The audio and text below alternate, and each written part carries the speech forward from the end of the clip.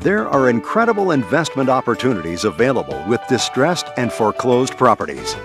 In this video, Carlton Sheets, with the help of some of his students, will lay the foundation needed to successfully invest in distressed and foreclosed properties. This video contains step-by-step instructions from Carlton and his students on how to get started and how to evaluate properties.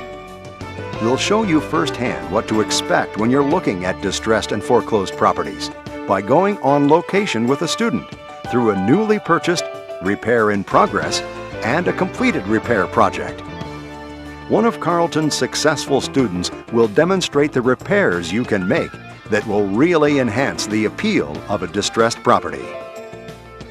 Your dedication to applying the principles in this video will help you skyrocket your profits by investing in distressed and foreclosed property. Hello, I'm Carlton Sheets, and I'd like to congratulate you for taking this opportunity to increase your investment knowledge. Now, during this program, we will take you on location to actually see firsthand how one of my successful students increased profits with distressed and foreclosure properties.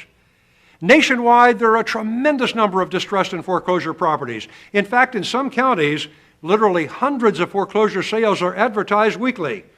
This creates significant opportunities for investors. Well, the first question you may have is, what is a distressed or a foreclosed property? Well, a distressed property is simply a property whose value is affected by its poor appearance, its rundown condition, and are you ready for this? The owner's personal financial situation as well. As a matter of fact, the latter group would qualify as a distressed property also. Foreclosure properties are a specific type of distressed property. Foreclosures are mortgage properties that are in default, and they're threatened by a forced sale.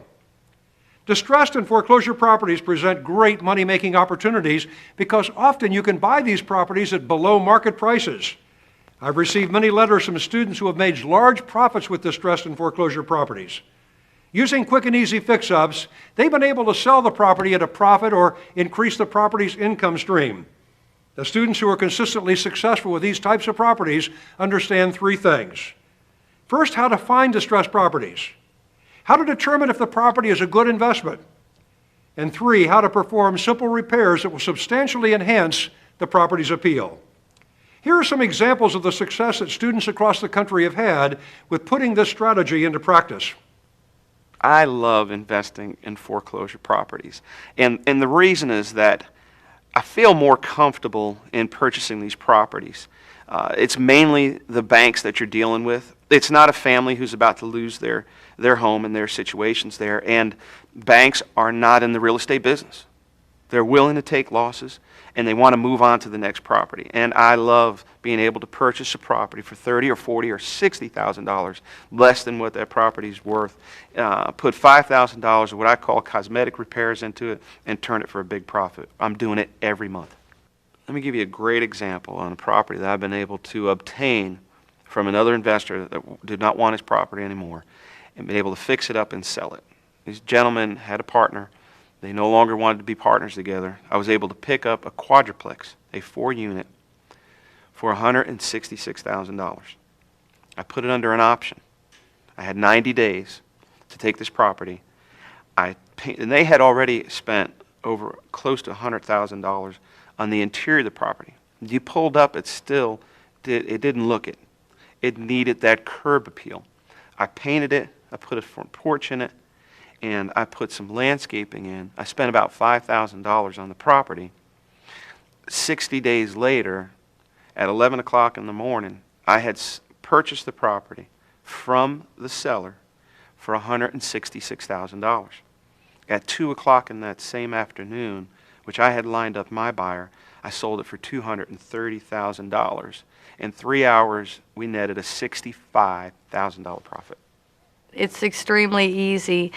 I don't have any special powers, or I don't have anything special that they don't have. I had no money. I was completely broke, and I did it. The first success led to another one, and I saw how easy it was, and I just went like a house of fire. Just kept buying them, and I'm going to continue to buy more. An example of a property that I fixed up is the one that I'm living in now.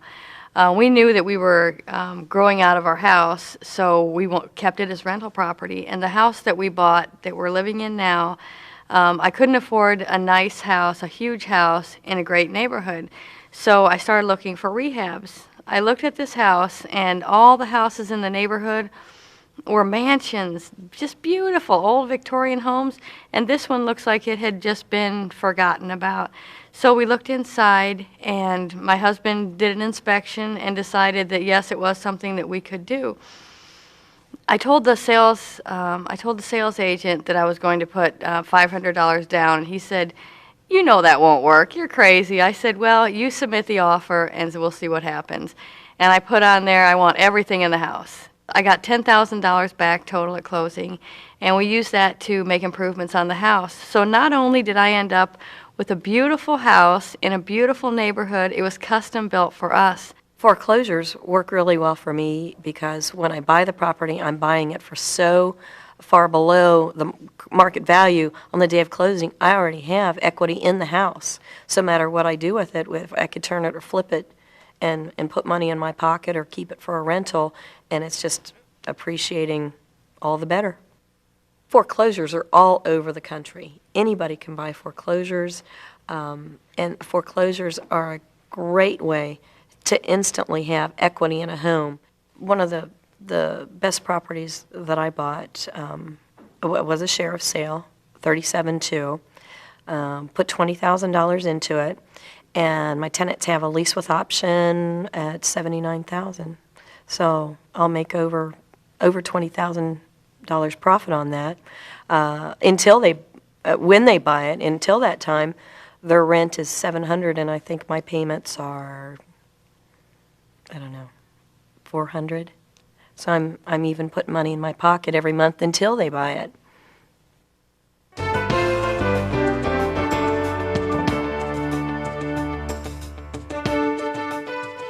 You've got to be prepared before following the 3 steps to invest in distressed and foreclosed properties. You may recall the 3 steps are: number 1, finding property; number 2, evaluating, and that is determining if they're good investments; and number 3, knowing what to do after you buy them. Again, before following these 3 steps, you must be prepared. If you're not prepared, you may not be able to quickly react and capitalize on the opportunities that come your way. Now, what do I mean when I say prepared? Number 1, outline a plan on how you intend to purchase distressed properties. In other words, get your financial house in order. Determine what methods of financing you have available. Well, your plan might include arranging bank financing, forming partnerships, obtaining a loan from family members, or preparing to negotiate a lease option or a land contract purchase. Number 2, do your homework to determine the locations you will invest in. Number 3, set up a system to organize and sort the information you uncover about the properties. Well, this may be as simple as finding a space at home to conduct your business and setting up a filing system. You might also establish a separate business phone line to make and receive calls. Number 4, many of my students tell me that they only are as good as their team. These are people they've assembled to support their investment efforts. But remember, building a good resource team is a lifelong process. You don't have to have a complete team assembled before you start investing. In fact, it is through investing that you will meet the members of your team. So the key is to get started investing, and the more active you are, the better your team will be. The most notable team resources include a real estate agent, an attorney, a mortgage broker, a bird dog like a mailman or a delivery person, a contractor, and a property inspector. Having the advice of these professionals readily available to you can help you quickly make and respond to any opportunities that come your way. Number 5, determining your exit strategy or goal for purchasing. This means you've determined whether you intend to rent or sell the property, and you've confirmed that you will easily be able to rent or sell at a price that will make the purchase worthwhile. I'm particularly impressed with the way Jason, a no-down payment student from Indiana, demonstrates these 5 simple concepts. Jason's been investing for 6 years and is now a full-time investor. Let's see firsthand what Jason does before purchasing a distressed or foreclosed property. One of the techniques that I use when I'm purchasing properties is I generally use a multiple offer strategy, which I will either go in there with a really low cash offer to where I know if they accept this, I can get the money from somewhere. Go in there with a really low cash offer to where I know if they accept this, I can get the money from somewhere, from someone. Well, anybody would want to be a partner on this deal.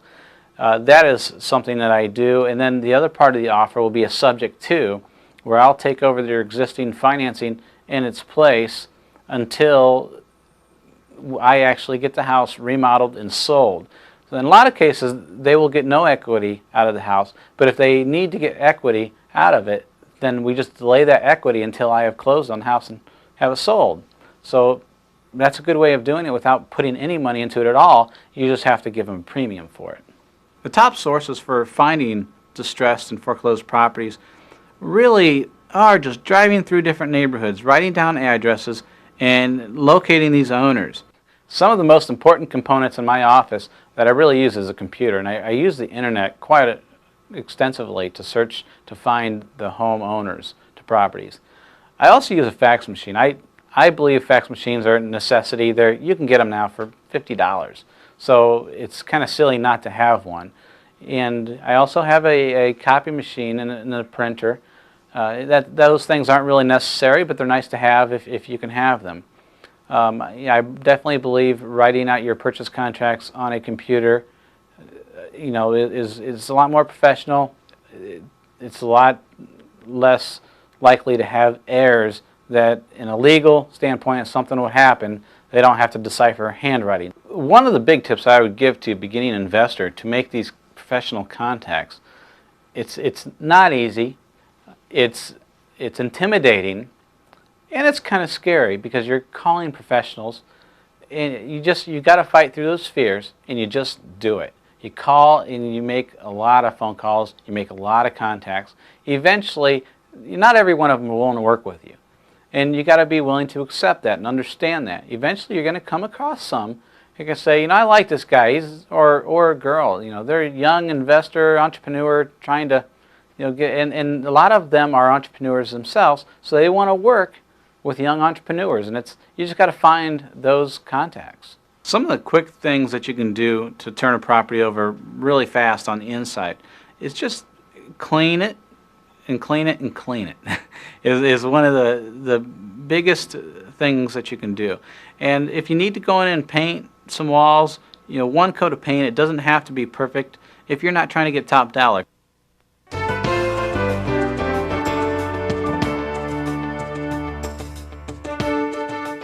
Okay, let's talk about the 3 steps to investing in distressed properties. First, locating properties. There are countless sources that you can tap in to locate distressed or foreclosure property. You can drive through your neighborhood and look for vacant or poorly cared for properties. Then research them to see if they're for sale or if the owner is interested in selling them. Well, this can be done a number of ways. Look up the tax records and see if the taxes are delinquent. This could be a sign of an owner that is burdened by the property. Check your county courthouse. See if the property is set for a judicial sale or if it has judgment liens. This could be another sign of an owner that's having financial difficulty. Ask neighbors. Believe it or not, they may have the inside track on the owner's whereabouts and desire to sell. Number 2, check HUD, VA, FHA, tax sales, auctions, IRS sales, and probate sales for properties that can be purchased at below market value. You should find out which newspapers in your area publish the notices for these types of sales. Your attorney or a helpful clerk in your county courthouse could probably tell you which newspapers publish sale notices. In addition, the internet is an incredible source of information. In many areas, bidding on HUD properties is conducted exclusively online. And be sure to visit my website, carltonsheets.com, as we are always updating our links in order to help my students. Number 3, ask your contacts like real estate agents and attorneys and members of your local investment club and other sources to alert you to properties that have been on the market for a long time or of sellers that desperately need to sell. Number 4, run an ad in your local newspaper that says, "I buy distressed properties." In order to consistently generate good leads on distressed and foreclosure properties, you should commit yourself to developing your people resource network. If you make these people aware of the type of properties you're looking for, they'll be able to provide you with valuable assistance.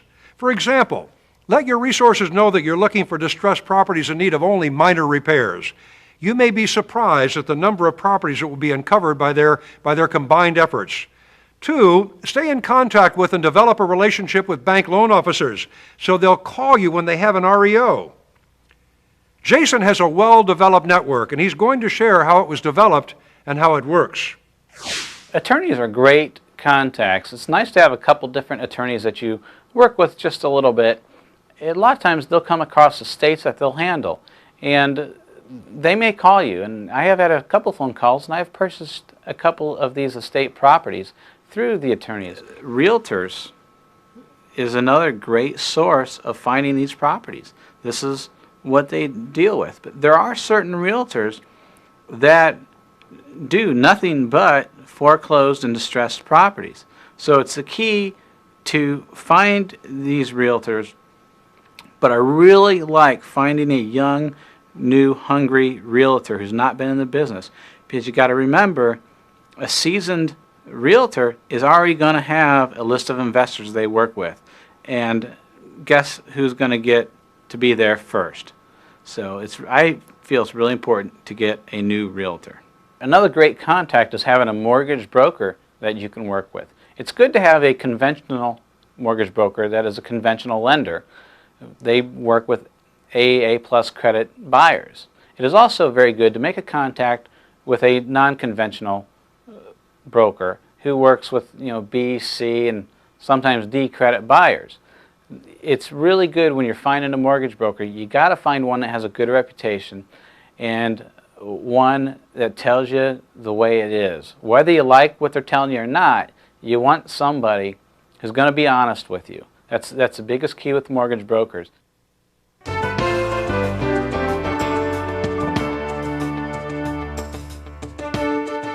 Okay, the second step, evaluating the property. The most important decision real estate investors make is whether or not to purchase a property. This decision is especially important to beginning investors because buying the wrong property may cause them to become discouraged and give up. So it's important to know the things to look for when evaluating a property. In order to increase your chances of making a good decision, you should evaluate the following aspects of the property. Number 1, the property's present market rent. Number 2, the property's present market value. Number 3, the property's potential market rent. And number 4, the property's potential market value. And number 5, the cost required to achieve the property's potential. The bottom line is this: if a property is simply not worth the effort, you, the investor, must accept that fact and move on. In other words, you should avoid wasting the time and trouble and money on a bad investment. Remember the golden rule of investing: never get emotionally involved with a property. Jason will show you how the evaluations I just mentioned were made on a property that he decided to purchase. Some of the valuable information to collect when you're looking to buy a property is you need to have a good contact with realtors, because you want to find out from the realtors what the properties in that area are selling for. There's a high, low, and an average. And you want to have good comps, good comparables. You want to have, likewise square footage, bedrooms, basements. Make sure it's a good comparable property. That's one of the big keys. And that's how you determine your value of what approximately you're going to be able to sell the property for. You also got to remember to add in to your cost as a realtor. You may have to pay a realtor if you can't sell the house yourself. So that's something you got to figure in to the remodeling cost. You also don't want to forget about your holding cost. You're going to have utility bills, you're going to have payment, you're going to have property taxes, and you're going to have lawn maintenance is another thing that you're going to have. So calculate these items into the deal. But when you find out what that property is going to be worth when it's fixed up, next you got to find out what's it going to cost to get it to that level. And that's how you determine what you can pay for the house.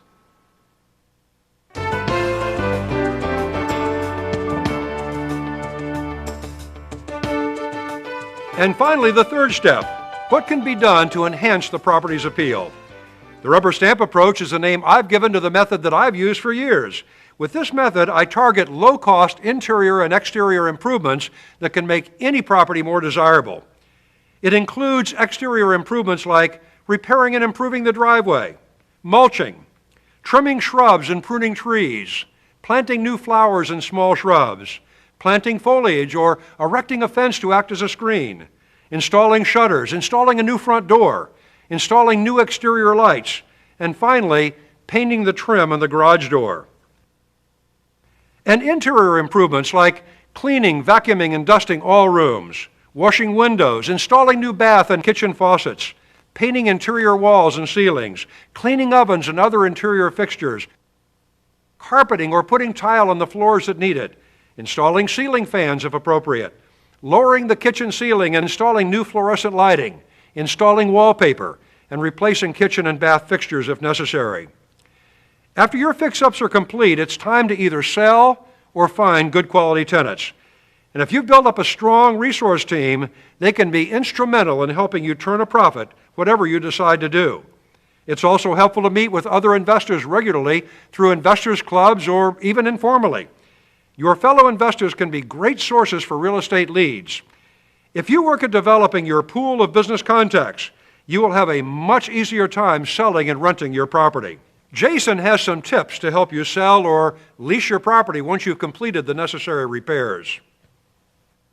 We will now be looking at properties in various stages of the repair process. First, we'll take a look at a recently purchased property prior to any work being done to see what you might encounter when looking at distressed properties. We're standing here in front of a new project we just purchased. What we're going to be doing first on the outside is we're going to just take care of the yard, get it greened up, get some fertilizer on it, and do some edging along the driveway here.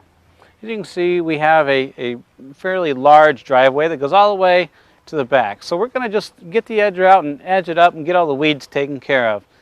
One of the bigger things we're going to do along the front is we're going to do a little landscaping. Again, we're going to put some flowers, some little bit of shrubbery, and some bark, and just clean it up. And for the outside, as far as the curb appeal, that's going to be about all we're going to do. We got a back portion of the roof here we're going to have to tear off and replace. It really slopes, and it really is not that major of a project.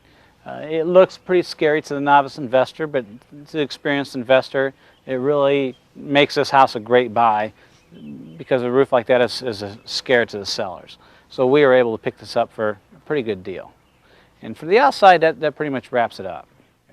In this room here, one of the major things we'll end up doing is obviously we're going to be repainting this wall. They did a faux paint on this wall, and quite honestly, faux painting is a great tool to use on remodeling houses that have walls that are just a little shaky.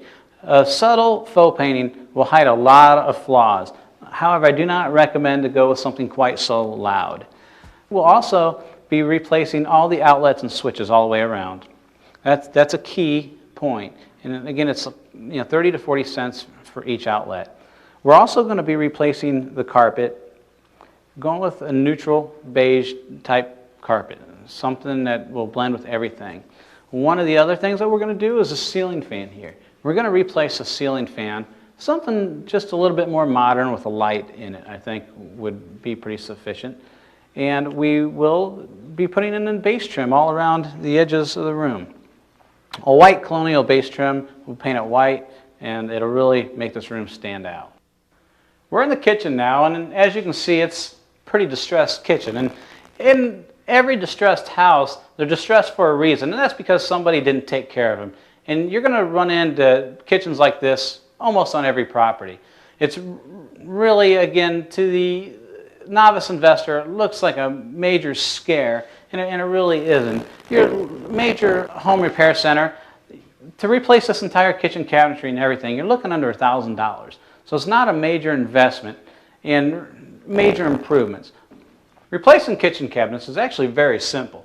As you can look inside here, this cabinet has 4 screws holding it to the wall. You take out those 4 screws and you pull it off. It's an extremely simple process, and it's just as easy to put new ones back on.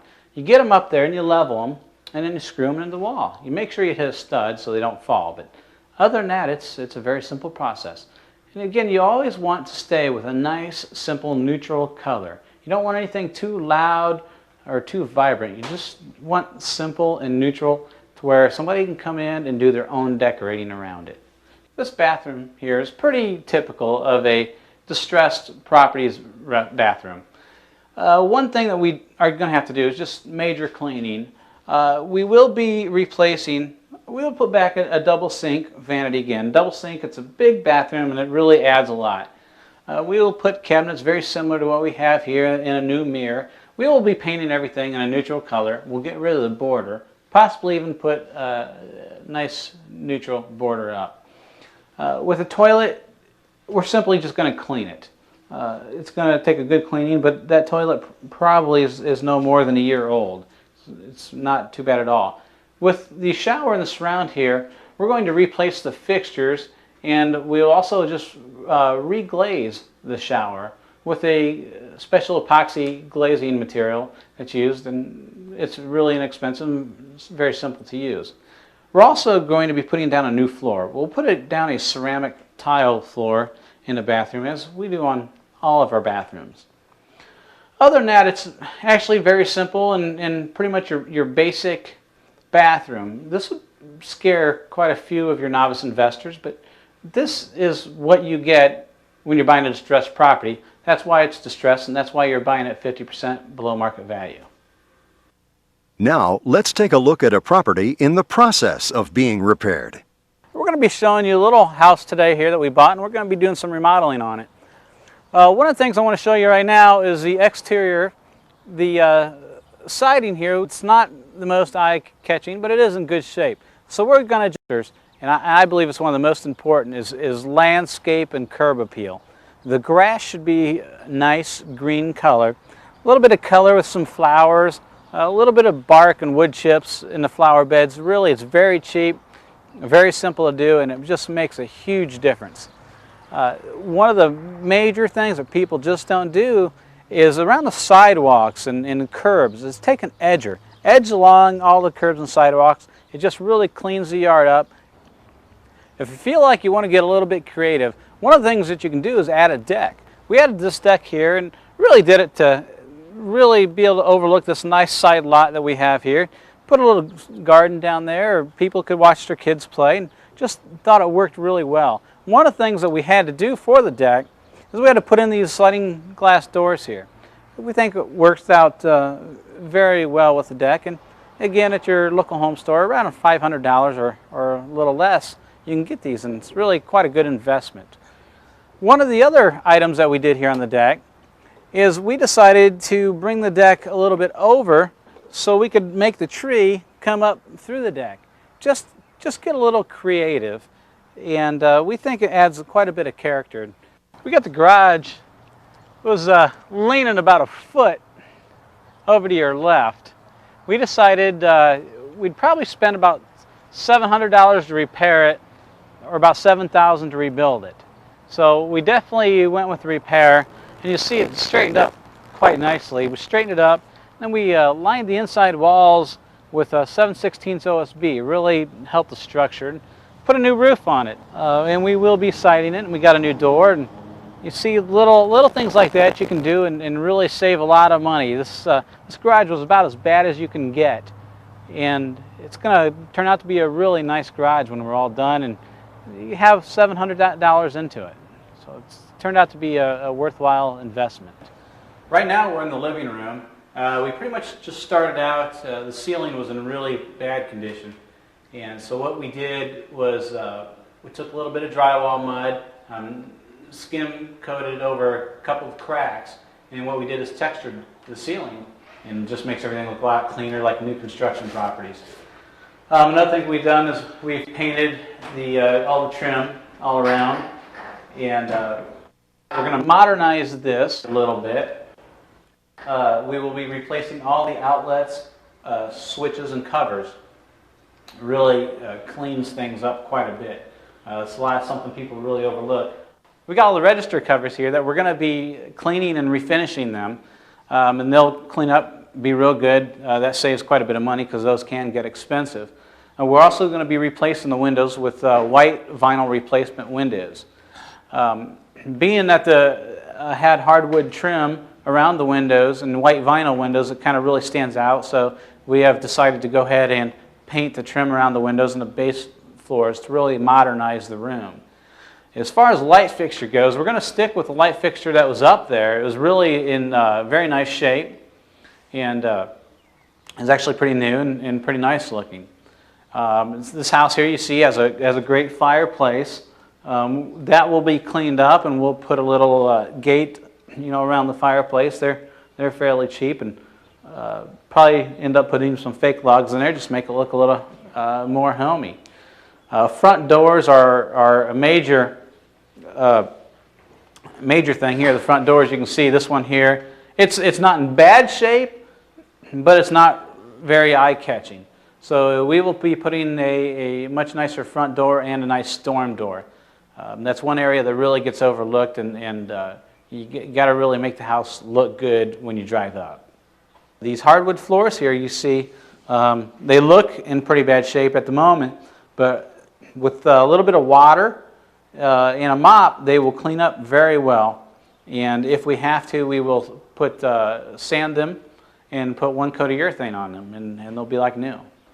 Right now, we're in the kitchen as one of the main focuses of the house. This is where you want to spend the most of your time, the most of your money. One of the things that we've done is we had a pantry that was here, and we decided to move that pantry out because we're going to put in enough extra cabinets. And we've decided to put a wall across here, and we're going to build a main level laundry. It really seems to be a good selling point nowadays to have a main level laundry. You don't have to run up and down the stairs, and it's very convenient. Some quick tips for a kitchen. You always want to bring in as much natural light as you can possibly bring in. If you need to add a new window like what we've done here, or you can also, if you don't have any real ways to put windows in, and if you have a door leading to it, you can get yourself a door that has a big window in the door. You just want to get the natural light in. You want it to be as clean looking as possible. Again, I can't emphasize enough, by replacing all the outlets and switches and covers and repaint. When you paint, you really want to use neutral colors. You don't really want to go make things loud colors if you like that yourself. You don't want to decorate the houses if you're living in them, because you want to stick with neutral colors, because it doesn't matter who you're selling to, no one's going to have the same taste. But neutral everybody can work with, so it's really important to stay within neutral colors. Putting in new windows is actually very simple if you get them measured to size. Most windows are common sizes, and you'll find that you can slide a lot of windows, just slide them right in. If you have to get them special order, it's a little bit more money, but not a lot. But it really makes the job a lot easier to get them fit to size. And if you get them made properly, they just go right in and out. If you're fairly handy and you don't know how to put windows in, it's really a job. If you tackle it, it's not that hard. Here in the bathroom, you can see that it's pretty dated. The colors, we're going to really modernize this, neutralize it, and bring something in that can also work with the ceramic tile that we got here that has some green and some floral prints. Some older houses will have ceramic tiles on the walls. A lot of times you'll see they're pink or green or ugly blue or just very dated colors. You don't have to tear that out if it's in good shape.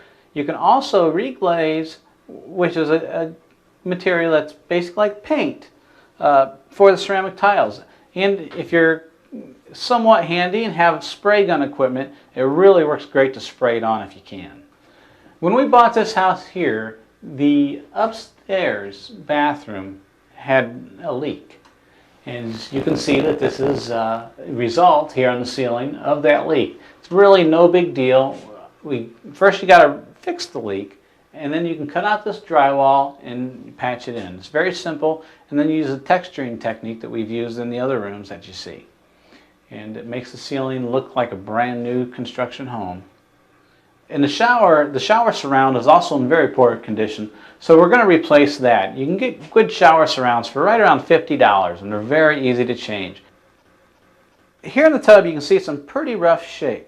There's a product out there called KRC7 that you can get at your plumbing store that will actually revitalize a lot of tubs. It's amazing what that will do.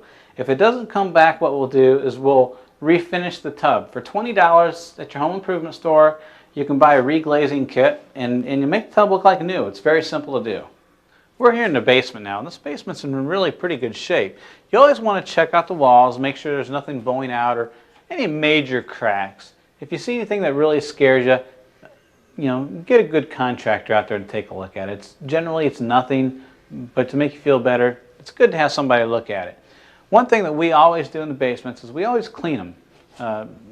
Clean them out just as we do the rest of the house, and then we'll paint. We use a light gray color paint here on the walls, and you can see here on the floor where it's red. And what we do is we use a darker gray color that you can see right in here.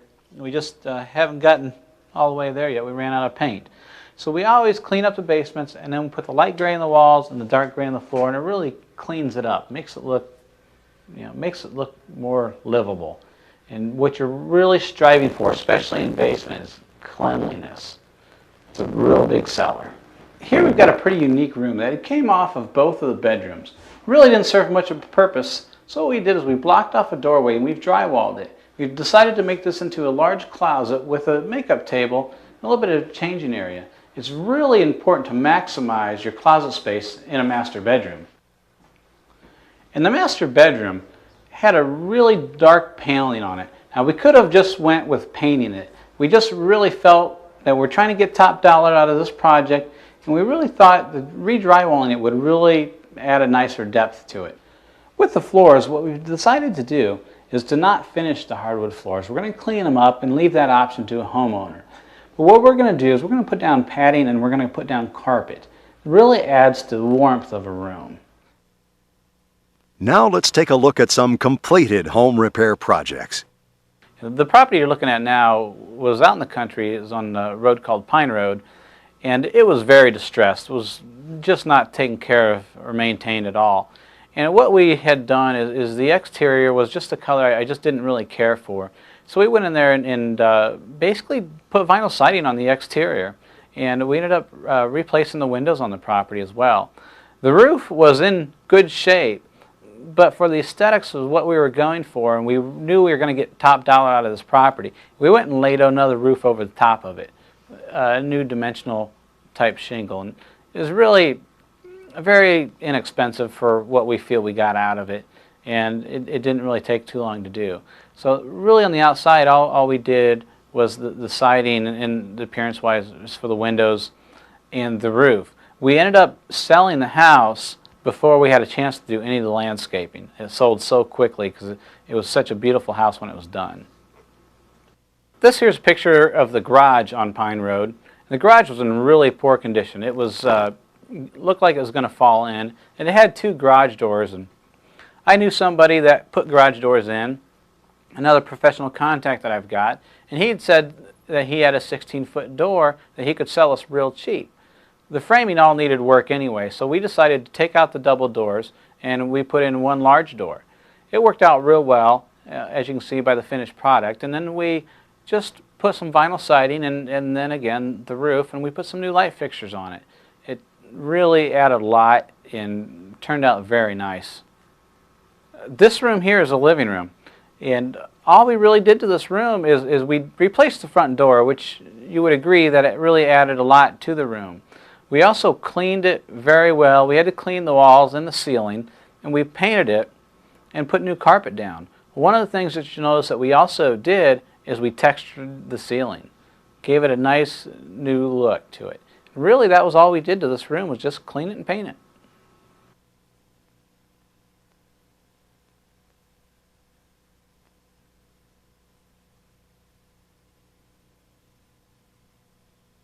The kitchen here, we pretty much completely gutted the kitchen, hung new drywall, re-insulated it. We got the new windows in again here, and we put new cabinets in it. These cabinets you can get, they're in stock at your local home improvement center. This kitchen, I believe we had right around $800 to $850 into the kitchen. That was in the cabinets. Now then we also put a dishwasher in it with a new sink, a new faucet, and as you can see we put a new ceramic tile floor in there. And it really turned out very nice.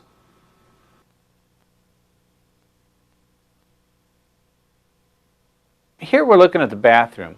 One of the things that we did in the bathroom again, was we just really cleaned it. Really just got in there and cleaned and cleaned and cleaned and cleaned. The walls, they're all the same walls. We didn't do anything to them other than cleaned them and painted them. Now the floor, we did put the ceramic tile floor in, and we also put a new toilet in as well and a vanity. As you'll see in the pictures from this property throughout the whole house, we replaced all the doors with new 6-panel doors. They're relatively inexpensive and really, again, add a major finish to the house. Here we're looking at the bedroom. Again, this room is pretty much like the rest of the house. One of the major things that we did in here was clean. We had to clean it and paint it, and you can see we put the new window in and just carpet. And we also, I believe, put new base trim in around the floors. But really, it's a pretty basic room. And then we also textured the ceiling, as we did through the whole house. As you see here, now we're in the basement of this house. And it was a nice finished basement, but it was very abused and not very well taken care of. Again, we had to patch the ceiling in the basement, but other than that, the biggest part that we did was cleaned it. To look at this picture, it's going to scare a lot of people, but cleaning something and paint and carpet just do miracles. You got to really be able to see the vision.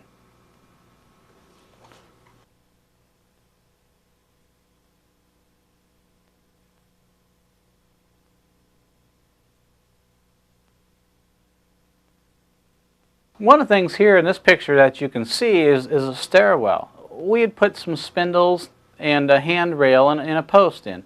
It was really a very inexpensive thing to do, and you can agree with me that it really added quite a bit of detail and a lot of class to this basement.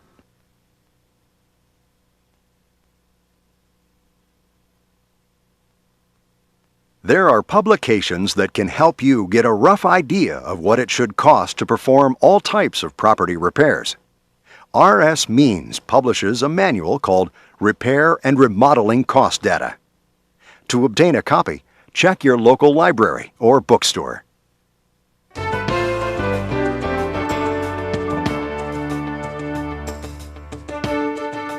A couple of quick tips that I would give to an investor is if you're looking to do what we call turn and burn, you're going to buy it and sell it quick.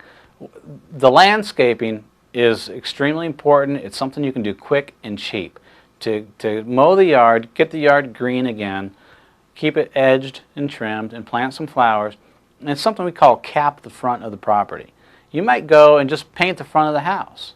Or if it's on a corner, you might want to do 2 sides of the house. But in a lot of times, I have went in and taken vinyl siding and just sided the front of the house. And that alone, if people can see the potential on the outside of the house, if you're not looking for top dollar, you can do what we call turn and burn and sell properties doing this and make a quick $10,000, $15,000, sometimes $20,000 on these projects.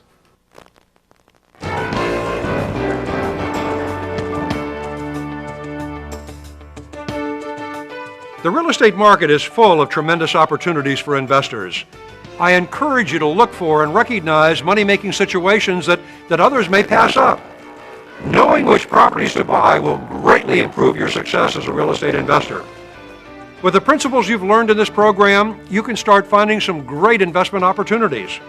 Remember, your profits as a real estate investor can skyrocket with distressed and foreclosure properties.